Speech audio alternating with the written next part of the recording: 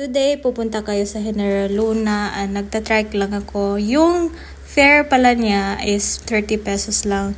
But since si tricycle driver, parang nag-extra service na din kasi one call away or one text away lang siya. Kaya pipick upin ka niya kahit saan ka man sa General Luna or sa Cloud9. Ayun, mag-isa lang ako today kasi yung friend ko is bumalik na sa Cebu.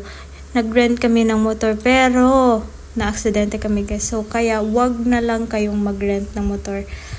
Kasi ang daming tao dito around General Luna and then careful lang talaga. Mas chill talaga kung nagta-tricycle ka lang.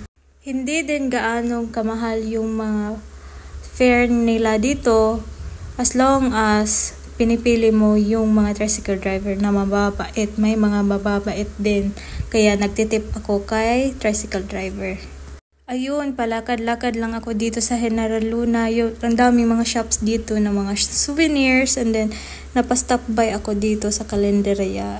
Kasi ang daming mga AFAM or mga tourist dito na pumupunta. Kasi nga, cheap yung mga prices nila dito.